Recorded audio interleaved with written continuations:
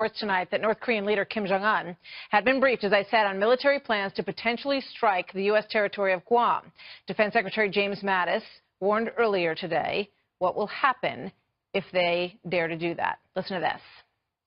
If they fire at the United States, it could escalate into war very quickly. Yes, that's called war if they shoot at it. If they do that, then it's game on.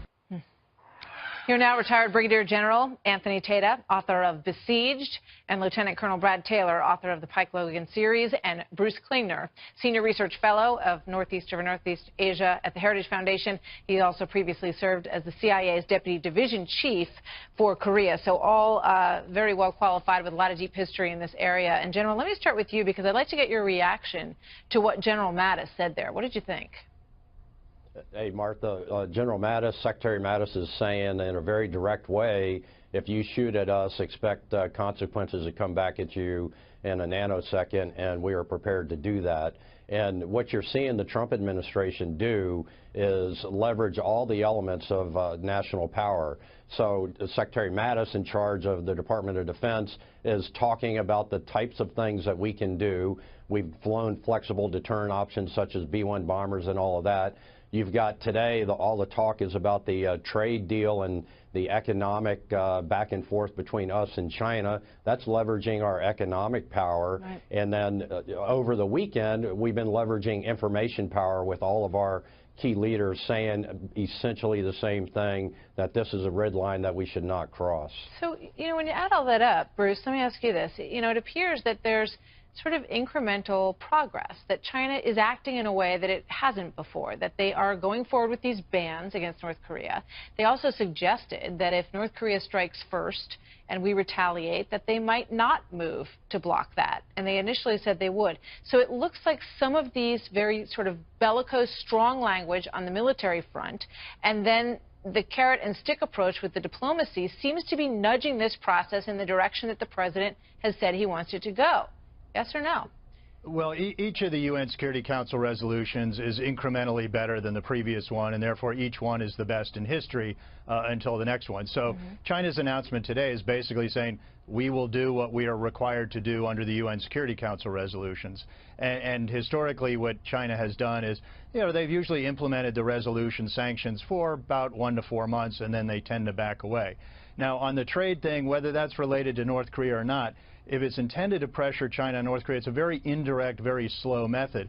There's something that the U.S. continues to pull its punches on, which is enforcing U.S. law against Chinese violators that are misusing the U.S. financial system. Right. So if we were to do secondary sanctions, that's much quicker, much more direct, and it can wean away the Chinese banks and businesses from engaging with North Korea. Yeah, it's a great point. I mean, you feel that there are financial sanctions that could be much more powerful, and that is sort of a string that could yet be pulled by the Trump administration if they decide they want to take that next step. Lieutenant Colonel Brad Taylor, you know, your thoughts on the trade war here and whether or not North Korea is starting to, you know, feel some heat from this, and the language from General Mattis. How do they respond to that, do you think? Honestly, I think that General Mattis' comments are getting a little bit overblown. If you fire a missile at a U.S. territory, by definition, you're going to war. Right. I would expect that's essentially what he was saying. Right. And the truth of the matter is that North Korea would be absolutely insane to attack Guam. It would be like getting in a shouting match with a belligerent drunk and punching his girlfriend instead of him. We have enormous combat power. A lot of it on Okinawa, Japan. We've got a 353rd Special Operations Group. There's a Special Forces Battalion. The Strike Eagles there. If you really wanted to do a first strike, you would take out Okinawa, not Guam.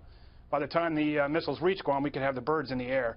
So what he's really trying to do is just turn this into a U.S. versus North Korea. If he says anything against Okinawa, he's brought in Japan. So really what I see is just a war of words. And I think our response should be just what Mattis said. You heard what I said. You launch anything at us, it's game on. You don't need to say anything else. General, what do you think the next move from North Korea is? Well, you know, Martha, I think this new administration philosophy, doctrine of strategic accountability is going to hold North Korea accountable. Strategic patience under the Obama administration was really a do-nothing, reactive policy. And so the next move for North Korea is to try to do something within the box that we have now painted them in. And then if they get outside that box, they can expect immediate ramifications, as Brad just said. So North Korea has been painted into a corner here, and a lot of people were concerned that the president was painting himself into a corner where very deliberately this administration has leveraged the elements of national power to get both bilaterally with Russia, China, and other nations, Japan, South Korea, and with collective security arrangements such as the UN, to put pressure on North Korea. Now, the ball really is in North Korea's court. They can back down and take the golden bridge out that we have offered them, and that's what I think all of us hope will happen. Wow. We're going to be watching. Thank you very much, gentlemen. Great to see all of you tonight. Thanks for being on the story.